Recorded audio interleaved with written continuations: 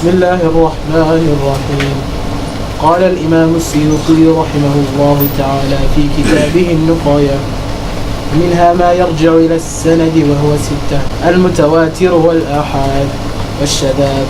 الأول ما نقله 7 قيل إلا من كان من قبيل الأداء، والثاني كقراءة 3 والصحابة، والثالث ما لم يجتهد من قراءة التابعين ولا يقرأ بغير الأول ويعمل به إن جرى مجرى التفسير، وإلا فقولان، فإن عارضها خبر مرفوع قدم. نعم. بسم الله الرحمن الرحيم. الحمد لله رب العالمين، صلى الله وسلم وبارك على نبينا محمد وعلى آله وصحبه أجمعين.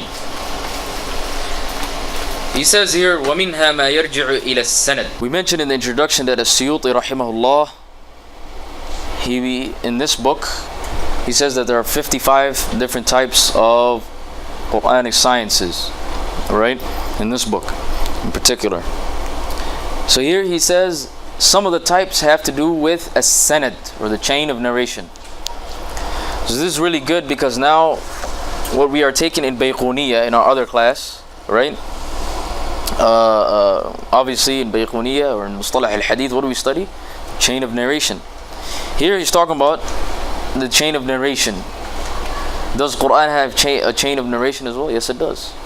Some of the verses of the Quran have come to us through a chain of narration. Okay?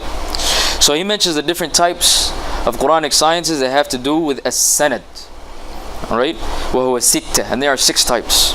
The first one is al-mutawatir. And the second one is al-ahad. And the third one is al-shudud, or al-shadh, or al-shadad. Many different ways to pronounce it. طيب. Let's talk about the first one, al-mutawatir. Al-mutawatir, what is al-mutawatir? Al-mutawatir is ما رواه جمع يستحيل العادة تواطؤهم على الكذب. That when a number of people narrate something in which it becomes impossible for that something to be a lie. So many people narrate it that it's mutawatir. Okay? That it becomes mutawatir. But As-Suyuuti rahimahullah, that is the definition of mutawatir when it comes to hadith, or when it comes to chains of narration. But here As-Suyuuti rahimahullah, he says that al-mutawatir, in terms of when we look at Quran, it is the 7 recitations, the 7 styles of recitation. Alright? Al-Qira'at As-Sab'ah, the 7 styles of recitation. Okay? I'm sure you guys have heard of the 7 styles of recitation. Alright? And the first person to come up with this was Abu Bakr ibn Mujahid, a scholar from the late 3rd century. He's the first one to come up with the 7 styles of recitation. Okay? And Abu Bakr ibn Mujahid, what he did was, he noticed that there were so many different ways to read the Quran, because obviously the Quran came down in many different ways, right? In terms of its style. So what he did was, he chose the top 7 Qurra from different cities in the world. He chose the most famous of them, in terms of their qira'ah, and the ones that had a lot of students as well, or notable students. Okay? 3 of them were from Kufa, the city of Al-Kufa. Al-Kufa is a city in Iraq, and it was built by Umar ibn al-Khattab radiyallahu ta'ala an, after the Muslims conquered Persia. It was built in the year 16 or in the year 17 after the Hijrah of the Prophet ﷺ. And he sent Umar ibn al-Khattab, he sent Abdullahi ibn Mas'ud radiyallahu ta'ala an, he sent him over there so that he can teach the people matters pertaining to their religion. So 3 of these, of the 7, were from Kufa. One of them was from Damascus, Dimashq. And another was from Mecca. And another was from Medina. How much do we have? We put all of them together, how much do we have? We got 6. And we have another one from Basra. Basra is where? is in southern Iraq, close to the Arabian Peninsula. Alright, another city that was built by Umar al-Khattab radiallahu ta'ala anhu. Okay, so who are these seven? The first one is Asim al-Kufi. Asim al-Kufi. Asim, obviously, by his laqab, is from Kufa. And he has two main students. He had two main students, Hafs and Shu'bah. And the qira'ah that we hear, the mainstream qira'ah in the whole world that's read, most Muslim parts, is Hafs bin Asim. And inshallah, today when we pray Maghrib, the Imam will be reading, unless he decides to change it up, and read something else. Because mashallah, we got a lot of talented folks out here in Minnesota who know the different styles of recitation. But the asl is that he's going to read Hafs bin Asim. That's the asl. So his teacher was Asim, and he had a student by the name of Hafs and another one by the name of Shu'bah. The second one is Hamza al-Kufi. Hamza al-Zayyat al-Kufi. He's also from Kufa. The third one is Ali ibn Hamza al-Kisai. Al-Kisai was also from Kufa. These three are from Kufa. It shows you that Kufa was a hub of knowledge at the time. Kufa was a hub of knowledge because they didn't just have qurra. They didn't just have scholars, scholars that knew about the Quran. You had scholars that knew about fiqh. Abu Hanifa rahimahullah is from Kufa. Okay, you had muhaddithin over there as well. You had Shu'bah ibn al-Hajjaj and al-A'mash and others from Kufa. Alright? You had fuqaha, Abu Hanifa, like we mentioned, Hamad ibn Abi Sulaiman, and the students of Ibn Mas'ud radiallahu ta'ala an. And you had Sufyan al-Thawri. It was a hub of knowledge. People used to go to Kufa to actually seek knowledge. Alright? The fourth one is Abdullah ibn Amir al-Dimashqi. Abdullah ibn Amir al-Dimashqi. And the fifth one is Abu Amr ibn al-Ala al-Basri. Abu Amr ibn al-Ala al-Basri was from Basra. And Abu Amr ibn al-Ala was also a lexicon. And he knew a lot about Arabic grammar and poetry. In fact, some people, they say that half of the poetry that reached us through Arabic poetry, reached us through Abu Amr ibn al-Ala. Abu Amr ibn al-Ala al-Basri. The sixth one is Nafi' al-Madani. Nafi' al-Madani. There are two Nafi's. And a lot of people, they think that he's the same person. There are two Nafi's. There is Nafi' who is the Shaykh of Imam Malik. The Shaykh of Imam Malik. Malik had many teachers, but one of his closest teachers was Nafi'. He was also from Medina. Nafi' al-Madani. But he was a scholar of Hadith. Then you have another Nafi' who's a scholar of Quran. Right? And he was the Imam of Al-Masjid al-Nabawi, the Prophet's Mosque, Prophet's Masjid. Alright, he was also known as Nafi' al-Madani. He's the sixth one. And the seventh one is Abdullah ibn Kathir al-Makki. Abdullah ibn Kathir al-Makki. He's from Mecca. And Ibn Kathir is not the Ibn Kathir who wrote the Tafseer. A lot of people, they mix the two. They think it's the same Ibn Kathir. Ibn Kathir, there's Ibn Kathir who wrote the famous Tafseer, the famous book Al-Bidayah wa Nihaya, the beginning and the end. Ibn Kathir is all the way in the 8th century. Alright? He passed away in the year 774. But Ibn Kathir, the one we're talking about, Ibn Kathir al-Makki, who's from Mecca, is from the 2nd century. Alright? And it is the qira'ah, Ibn Kathir al-Makki is the qira'ah that Ash-Shafi'i rahimahullah used to read. Shafi'i rahimahullah used to read the qira'ah of Ibn Kathir. So these seven, As-Suyuuti rahimahullah, he's saying that these seven styles of recitation are known as mutawatir, Okay? And we'll get to it inshallah when we get to the next chapter. Right? In detail. The second one is Al-Ahad. And we know that anything that is not mutawatir is ahad. So if it does not meet the conditions of mutawatir, then it is ahad. From the condition of mutawatir, it has to be what? A lot of people have to narrate it, and it has to get to the point that that it can't be a lie. is so widespread and so prevalent that it can't be a lie. If it doesn't reach that level, then it is ahad. Very simple, right? Here he says though, al-ahad are the other three styles of recitation. The other what? The other three styles of recitation. We hear 7 styles of recitation sometimes, al-qira'at al-sab'a, and sometimes we hear al-qira'at al-ashr, the 10 styles of recitation. The other three are considered ahad according to Suyuuti here. Alright? Who are the other three? One of them is Abu Ja'far al-Madani. Abu Ja'far al-Madani. And the second one is Ya'qub al-Hadrami. Ya'qub al-Hadrami from Hadramaut, which is in southeast Yemen.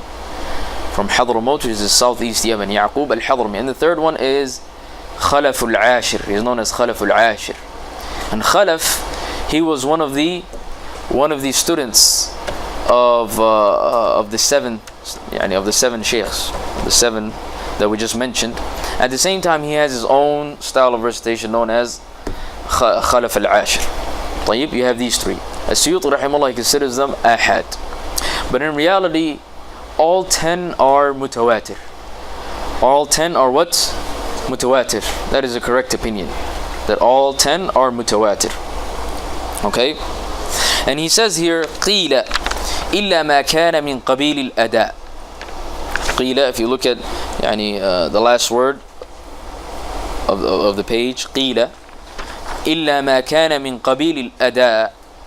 What he means here, he right now, As-Suyuuti is mentioning an opinion held by Ibn al-Hajib, a scholar by the name of Ibn al-Hajib. Ibn al-Hajib rahimahullah, he says that the way these qurra, right, these qurra, and to be honest, we can't go too deep in qira'at and whatnot, because that requires a whole lecture in itself, or maybe even classes on how qira'at developed and whatnot.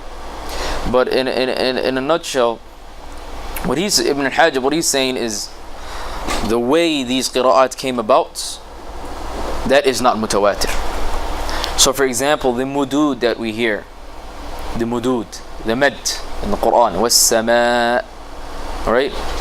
For example, the tarqiq and the tafkhim of the ra', right? وَهُوَ الْعَزِيزُ الْغَفُورُ. The tafkhim and the tarqiq, alright, the way these words sound and the way it's pronounced. Ibn al-Hajim here is saying that it's not mutawatir. It is not mutawatir. We know what mutawatir means. Mutawatir means you have to believe in it certainly. That's what it means. You have to believe in it certainly. Allah say, there can't be no doubts, right? If you were told right now, they say, if you were told right now to swear by Allah that this is the speech of Allah, then you have to swear, and you have to swear, right? That's what mutawatir means. We believe in certainly, 100%. Okay. So Ibn al-Hajib rahimahullah, he's saying the way these qira'at came about is not mutawatir, which is obviously incorrect, and many scholars have rebuked this matter, because if these if the mudud and the tarqiq and the tafkhim and all of the ahkam of the tajweed, if they are not mutawatir, then how should they be pronounced? If they're not mutawatir, how should they be pronounced? Because in salah we can only read what? We can only read mutawatir ayat or mutawatir Quran. We cannot read ayat or Quran that is ahad or shudud or has shudud in it. And inshallah we'll get to it. He says here, وَالثالث مَا لَمْ يَشْتَهِرْ مِنْ قِرَاءَةِ التَّابِعِينَ وَلَا يَقْرَأُ بِغَيْرِ الْأَوَّلِ. وَالثالث مَا لَمْ يَشْتَهِرْ مِنْ قِرَاءَةِ التَّابِعِينَ وَلَا يَقْرَأُ بِغَيْرِ الْأَوَّلِ. The third type is known as الشَّذَاذ or الشُّذُوذ. الشُّذُوذ is something that is a qira'ah, is a style of recitation that did not become famous amongst the tabi'een.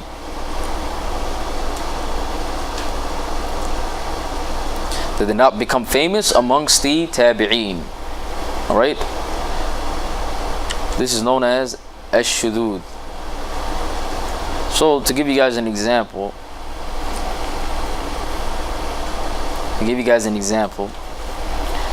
وَاللَّيْلِ.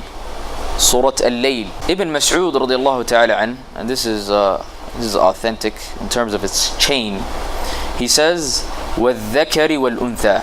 There is no وَمَا خَلَقْ. There is no وَمَا خَلَقْ.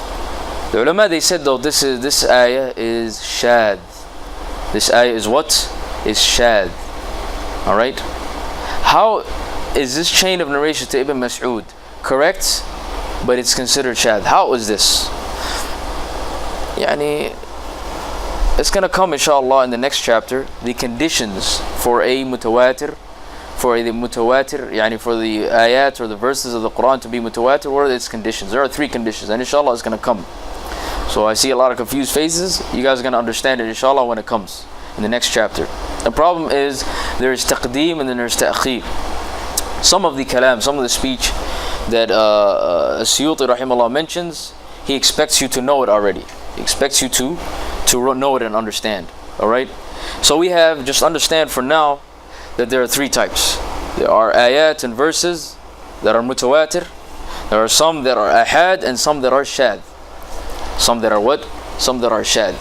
The mutawatir, you can read, and you can read these ayat in the salah. The ahad and the shadad, or the shudud ones, or the shadh ones, you cannot. Okay? وَلَا يَقْرَأُ بِغَيْرِ الْأَوَّلِ. The mutawatir, they're the only ones that you can read. You see the mushaf that we have today? That's the only thing that you can read in the salah. Okay? And the 10 styles of recitation. Any other style of recitation, you're not allowed to read in the Quran. You're not allowed to what? You're not allowed to read it in the salah. Okay. The second one though, and the third one, and this is where it gets interesting. The ahad ayat and the shudud ayat, you're allowed to use it for tafseer, in terms of interpreting some of the meanings of the Quran. You're allowed to use it for tafseer, and you're also allowed to use it for ahkam, for fiqh, for rules and regulations regarding fiqh. But you're not allowed to read it during salah. How does this make sense? Does this make any sense? You're not allowed to read it during salah, but at the same time you're allowed to use it for tafsir and fiqh. Does it make sense? Well, what happened was Uthman radiallahu ta'ala, when he was compiling the Quran, and he seen the different styles of recitation, the different ways to read the Quran was becoming a problem between the masses, he decided to what? To unite all of the Muslims under one style, or one harf, if you want to call it, or under the dialect of the Quraysh. And that's what he did. And he made 4 copies of that mushaf, okay, and he sent it throughout the Muslim lands. Alright? And the Sahaba radiallahu ta'ala anhum, the companions of the Prophet ﷺ, they agreed to all of this. It was a consensus. It was a consensus between the scholars to do this. Alright? So what happened was a lot of styles got caught, for example, the qira'ah of Ibn Mas'ud, for example, that's not according to the style of recitation of Uthman radiallahu ta'ala anhu, or his rasam. So وَالذَّكَرِ وَالْأُنْثَى, for example, in Surah Al-Layl, وَالذَّكَرِ وَالْأُنْثَى does not fit in the mushaf that we have today. Alright, we have وَمَا خَلَقْ, it does not fit. He just says وَالذَّكَرِ وَالْأُنْثَى, and that's just one ayah. Another ayah, for example, ثَلَاثَةَ أَيَّامٍ مُتَتَابِعَاتٍ, that's another ayah. Mutatabi'at is not in the Quran. Alright, but there is a qira'ah that is shadh that has mutatabi'at. Alright, so because the Sahaba, they have a consensus that now this is the Quran, this is the only style of recitation that we could read upon, okay, because they agreed to this and they have a consensus, a unanimous consent on this matter, you cannot read anything other than that in salah. You can only read that, okay, because the Prophet ﷺ, he told us, alaykum bi sunnati وسنة الخلفاء الراشدين المهديين. And this hadith is collected by Abu Dawood and At-Tirmidhi and Nasa'i and others, and Imam Ahmad. Hadith of Al-Irbad ibn Sariyah. Prophet ﷺ, he said, hold on to my sunnah and the sunnah of the rightly guided khalifas or caliphs after me. And we know that the rightly guided khalifas or caliphs after the Prophet ﷺ are four: Abu Bakr, Umar, Uthman and Ali. Okay, on top of that, the fact that the rest of the Sahaba, they agreed to this. So it's ijma'. First of all, it's sunnah. The Prophet ﷺ, he said, hold on to the sunnah of the rightly guided khalifas. Second, it's ijma'. It's a consensus. And whenever scholars agree upon one thing or one matter, then this is considered an evidence. Alright? So we cannot read whatever Uthman radiallahu ta'ala an put together in that mushaf, we cannot read anything outside of it in salah. Okay? But we can use it for tafseer because it is still Quran. It is still what? Quran, as long as this chain is authentic. Alright? And we can also use it in fiqh. But what happens sometimes, or what could happen is that you have a qira'ah. You have a qira'ah that is shad, that we cannot read in salah. It is shad. And a hadith of the Prophet ﷺ. Now these two, which ones are stronger? We know that the Quran is more authentic than the Sunnah, right? It's stronger than the Sunnah, la shak. Even if the hadith is mutawatir, still the Quran is still what? Right? Quran is still more authentic and more stronger. But what happens when you have a qira'ah, a style of recitation that is shad, and a hadith of the Prophet ﷺ that is authentic? Which one is stronger? As-Suyuuti rahimahullah, here he's saying that the hadith of the Prophet ﷺ is stronger. The hadith of the Prophet ﷺ is stronger. طيب. The conditions of the Quran. Now he mentions the three conditions of the mutawatir. The mushaf that we have today, he mentions three conditions. Okay? All three conditions. The first one is sihhatu sanad. That the chain of it has to be authentic. The chain of it has to be authentic. And that's pretty clear. I mean, that makes complete sense. The second one is وَمُوَافَقَةُ الْعَرَبِيَّةِ. It has to be in accordance to the Arabic language. It has to be in accordance to the Arabic language. And the third one is al-khat. And what is meant by al-khat is that it has to be included in the mushaf that we see today. It has to be included in the mushaf that we see today. Alright, according to the what is known as Rasm al-Uthmani. Ibn al-Jazira rahimahullah, he says وَكُلُّ مَا وَافَقَ وَجْهَ نَحْوِي وَكَانَ لِلرَّسْمِ احْتِمَالًا يَحْوِي وَصَحَّ إِسْنَادًا هُوَ الْقُرْآنُ فَهَذِهِ الثَّلَاثَةُ الْأَرْكَانُ. Alright, these are the three conditions. Ibn al-Jazira rahimahullah, he mentions this in his al-Muqaddimah. Okay, and the ilm of qira'at, the science of qira'at, right?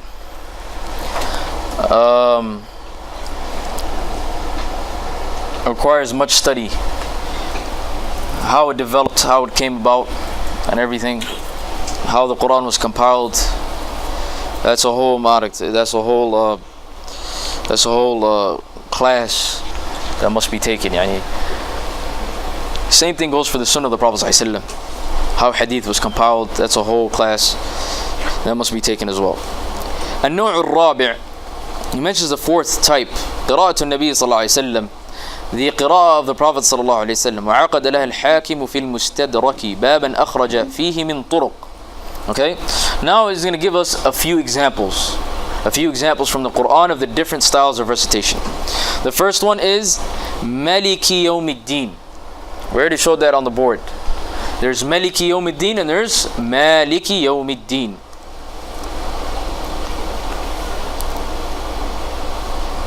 Alright? He says, La tajzi nafsun, or La yajzi nafsun. Okay, there's two ways to say it as well. Nunshizuha and nunshiruha. There's two different styles of recitation, two ways to say it. Alright? Farihanun maqboodah. Allah subhanahu wa ta'ala in this ayah in Surah Al-Baqarah is talking about ar-rahan. And ar-rahan is a transaction, is a type of transaction that happens after a loan. Okay? In another qira'ah, faruhunun. In another qira'ah, faruhunun. Alright? An yaghul and an yughal. Two ways to say it.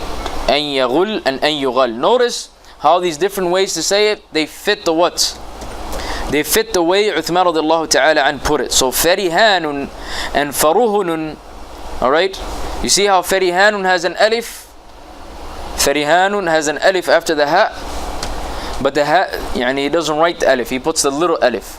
So that it fits the other qira'ah, faruhunun. Okay? An yaghul and an yughal. Same thing. Anna nafsa or inna nafsa or anna nafsa bin nafsi wal ayna bil ayni.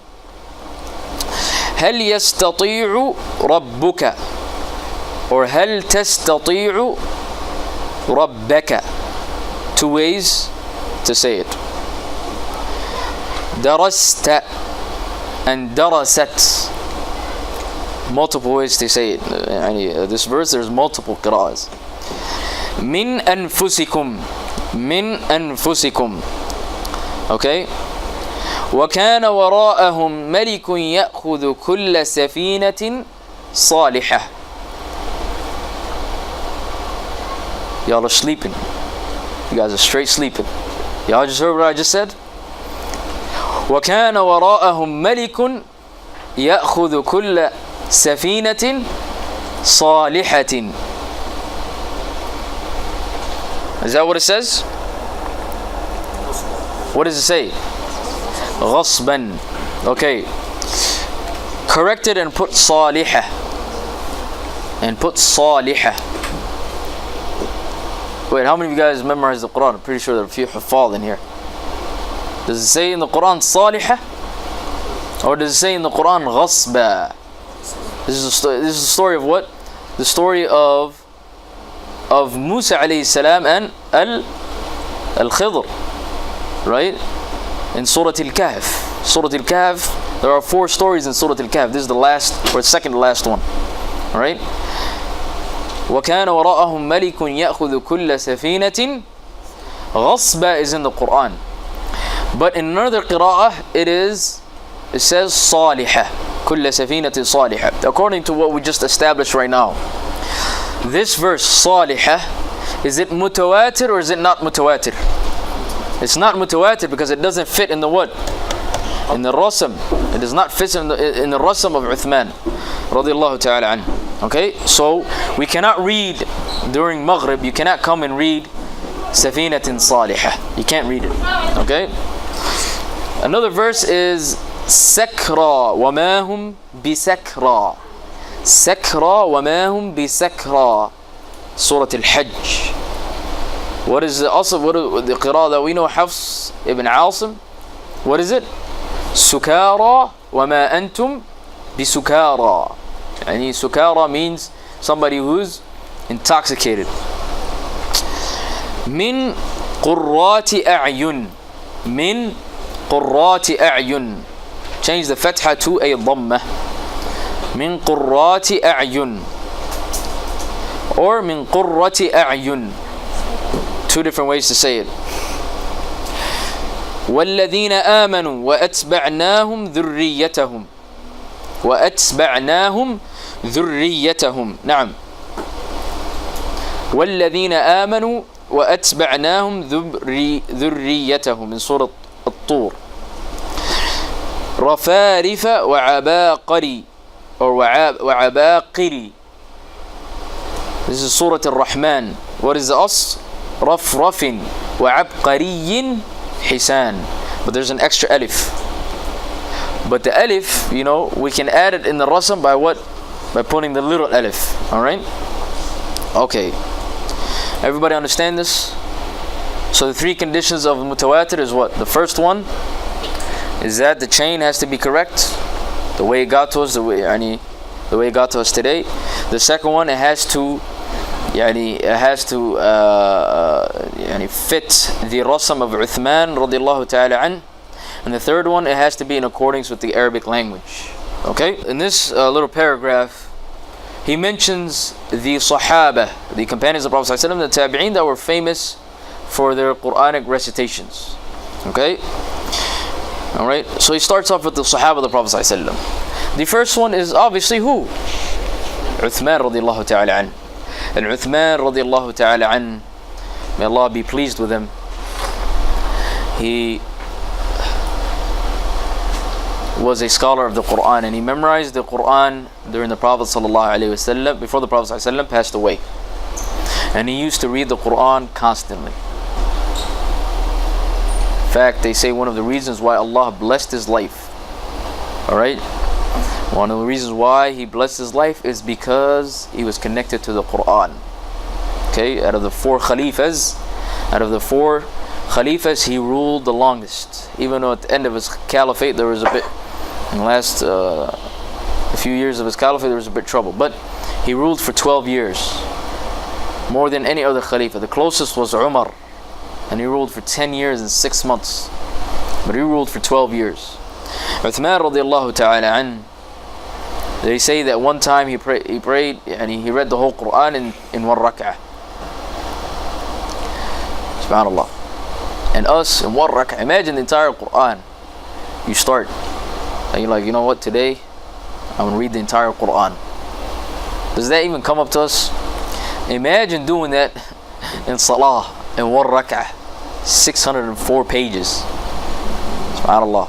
Do we even have the himmah for this? Do we have the inspiration to do this? But Uthman radiallahu ta'ala anhu, he did this entire rak'ah. Obviously something that's hard to do, but look at how they were connected to the Quran. Okay, Uthman radiallahu ta'ala anhu, the way he passed away, he was reading Quran when the rebels attacked him in Medina and they laid siege on the city, right? He was reading Quran. They entered his house after they commanded him to not leave his house for days and even denied him water and basic food. What he did was he just started reading Quran, and then one day they decided to just finish him off and kill him. So there was a fight that occurred. Some people defended him, and while they were fighting and he knew they were coming for him, he still decided to read Quran. Us, we try to find an avenue to get out, try to hide, try to run away. He just sat and just started reading Quran. Alright?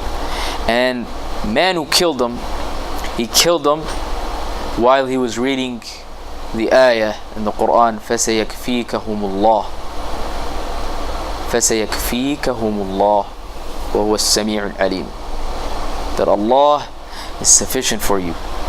Allah will take care of them for you. And SubhanAllah. And his blood dripped on those and on that page, on that same page, right? And he passed away. He lived and died by the Quran. Radiyallahu ta'ala an. Uthman ibn Affan, one of the 10 promised Jannah, the third greatest companion of the Prophet ﷺ. Wa Ali ibn Abi Talib, the cousin of the Prophet ﷺ, the son-in-law of the Prophet ﷺ, the fourth Khalifa, who was one of the most knowledgeable of the companions in general, in ilm in general. Okay, in general, he's one of the most knowledgeable of the companions. Okay, and Quran as well. And Ali ibn Abi Talib radiallahu ta'ala an, as Masruq said, he said, "Shamamtu ashab Rasulillah sallallahu alayhi wasallam." Right? I, conversed and dealt and lived with the companions of the Prophet ﷺ. فَوَجَدْتُ أَعْلَمُهُمْ سِتَّةً. And I found that the most knowledgeable amongst them are 6. ثُمَّ شَامَمْتُ هَؤُلَاءِ السِّتَّةِ. Then I decided, I looked at all 6 of these companions, and I found the most knowledgeable of them to be Ali wa Abdullah. Ali ibn Abi Talib and Abdullah ibn Mas'ud. This is what Masruq rahimahullah from the Tabi'een, this is what he's saying. Ali ibn Abi Talib was a scholar of the religion, and he's also a scholar of the Quran, and he also memorized the Quran before the Prophet passed away. Okay, Zayd or Ubay, Ubay ibn Ka'b, Ubay ibn Ka'b was from the Ansar. When Umar ibn al-Khattab radiallahu ta'ala anhu, he decided to bring the Muslims together and pray Taraweeh, he chose two men to take this honor of leading Taraweeh. The first was Ubay ibn Ka'b, and the second was Tamim ad-Dari. And Tamim ad-Dari is an interesting note. Tamim ad-Dari is the only companion in which the Prophet ﷺ directly narrates from him. You guys with me? The asl is that the companions, they narrate from the Prophet ﷺ. Abu Hurairah says, Qala Rasulullah. He says, the Prophet ﷺ said. Ibn Umar says, Qala Rasulullah. The Prophet ﷺ said, or the Prophet ﷺ did. The Prophet ﷺ approved of, or this is the way the Prophet ﷺ looked. Except for Tamim ad-Dari in one hadith. Tamim ad-Dari, he narrates a hadith to the Prophet ﷺ, and it's collected by Imam Muslim in his As-Sahih. It's a long story regarding the Dajjal, in which Tamim ad-Dari, who was a Christian, before he became Muslim, he was a Christian, he actually met the Dajjal. Alright, it's a long story, maybe you guys can go back to it and read it.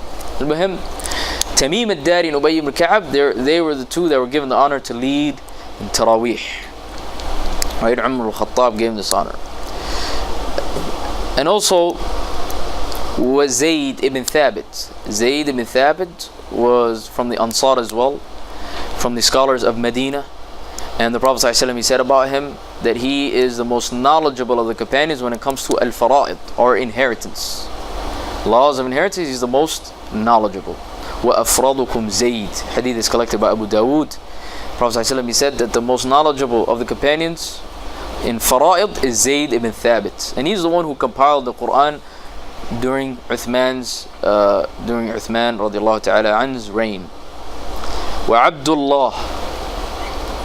Abdullah, which Abdullah is this? There are tens of Abadila, there are tens of the companions of Prophet ﷺ that have the name Abdullah. From them was Abu Bakr. From them was who? Abu Bakr. Abu Bakr's name, that's not his name, that's his kunya. What's Abu Bakr's name? Abdullah. And what's his father's name? No, Qahafa, that's not his father's name. His father's name is Uthman. So Abu Bakr's name is Abdullah ibn Uthman. His father's name is Uthman, but his kunya is Abu Quhafa. Obviously, his kunya is more popular than his actual name. So Abdullah, there are tens of the companions of Sallallahu with the name Abdullah. Okay, but four of them are famous. Four of them are famous, and they are known as Al-Abadila. They are known as Al-Abadila, or the Abdullahs. Okay, and these four Abdullahs, they were companions, and their fathers were companions, and they lived for a long time, and they were all about the same age. And the Prophet ﷺ passed away when they were young. They are Abdullah ibn Abbas, and Abdullah ibn Umar, and Abdullah ibn Zubayr, and Abdullah ibn Amr ibn al-As. These are the four that are known as the Abadila. Ibn Mas'ud does not come into it because, first of all, he passed away early. He passed away in the year 32. These guys, they all passed away in the 60s and in the 70s. All right, 30 years after him. Except the Hanafis. The Hanafis, they consider him part of the Abadila. The Hanafis, they consider him part of the Abadila. Anyways, the Abdullah that is mentioned here is Ibn Mas'ud. How do we know? Because Ibn Mas'ud, the Prophet ﷺ praised him for his knowledge of the Quran. He says, the Prophet ﷺ, he says, Man arada, whoever wants to read the Quran kama anzal, as it was revealed, فَلْيَقْرَأْ عَلَى Ibn Abd. Then let him read it on Ibn Abd. And who is Ibn Abd? It is Abdullah ibn Mas'ud. So, and this is the importance of knowing personalities and names. When you read a book, a lot of times they won't mention who they're referring to. Names and terms. So Abdullah, in books of hadith especially, you know, a lot of times they won't say which Abdullah it is. You have to know about the Abadila, about the different Abdullah. So for example, if the narrator is from Kufa, in hadith books, if the narrator is from Kufa, then most likely it is Ibn Mas'ud. If the narrator is from Medina, then most likely it's Ibn Umar. If the narrator is from Mecca, then it's most likely Ibn Abbas. If the narrator is from Egypt, it's most likely Abdullah ibn Amr ibn al-As. But they won't mention that, they just put Abdullah. Okay? Same thing when it comes to terms. Wa Abu Darda. Abu Darda. He was also another scholar of the Quran. Wa Mu'adh ibn Jabal radiyallahu ta'ala an. Mu'adh ibn Jabal radiyallahu ta'ala an. The Prophet ﷺ, he said, أعلم الناس بالحلال والحرام. That he is the most knowledgeable of the companions when it comes to fiqh, when it comes to matters of halal and haram. What is halal, what is haram? He was the most knowledgeable. But he was also a scholar of the Quran. And the Prophet ﷺ, he sent him to Yemen 3 months before his death to go give da'wah to the Jews and Christians in Yemen. Okay? وأبو زيد الأنصاري. Abu Zayd al-Ansari is from the Ansar, from Medina. ثم Abu Hurairah. That's like the first level. Alright? Those are like the top tier, first class.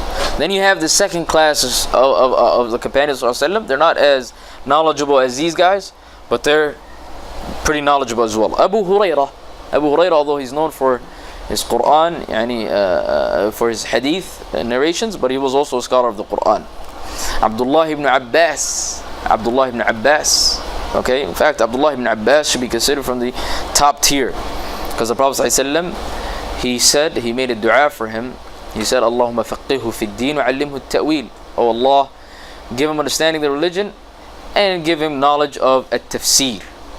Wa Abdullah ibn Sa'ib, another companion of the Prophet ﷺ. Okay, wa min at-tabi'in, and from the tabi'in, Yazid ibn al-Qa'qa'. Okay, wa Abdul Rahman al-A'raj, Abdurrahman ibn Hurmuz al-A'raj. Wa Mujahid ibn Jabr al-Makki, the student of Ibn Abbas radiallahu ta'ala anhuma. And Sa'id, it's another one of those names. You know, if the name is like a rare name, that's not a problem. But Sa'id is a common name. Which Sa'id are they talking about? Even from the tabi'een, is it Sa'id ibn al-Musayyib, or is it Sa'id ibn Jubayr? We say it's Sa'id ibn Jubayr.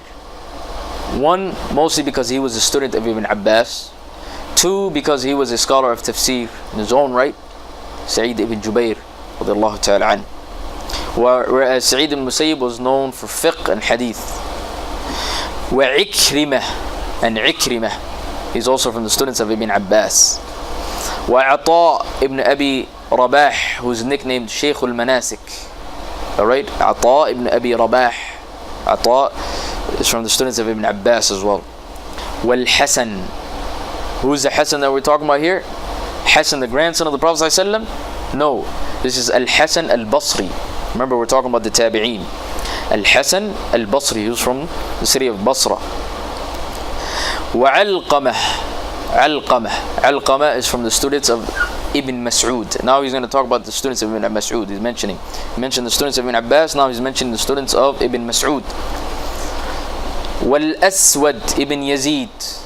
والأسود ibn Yazid النخعي وزر ibn Hubaysh, they're all from Iraq. وعبيدة ومسروق, عبيدة السليماني, and Masruq that we mentioned earlier. وإليهم ترجع السبعة. The 7 styles of recitation go back to all of these scholars. Somehow, some way you're going to find these tabi'een in the chain, and you're also going to find these Sahaba of the Prophet sallallahu alaihi wasallam. Okay, so these are the names that we must know in Usool At-Tafseer and in Ulum Al-Quran. Alright, especially when you start taking classes in Tafseer or start reading about Tafseer, you're going to hear these names a lot, because they all have opinions in Tafseer. Okay, because they gave an inayah, they gave their time to the Quran, and they specialized in the Quran and in Tafseer and so on and so forth. Alright, inshallah we'll stop there. وصلى الله وسلم وبارك على نبينا محمد وعلى آله وصحبه أجمعين.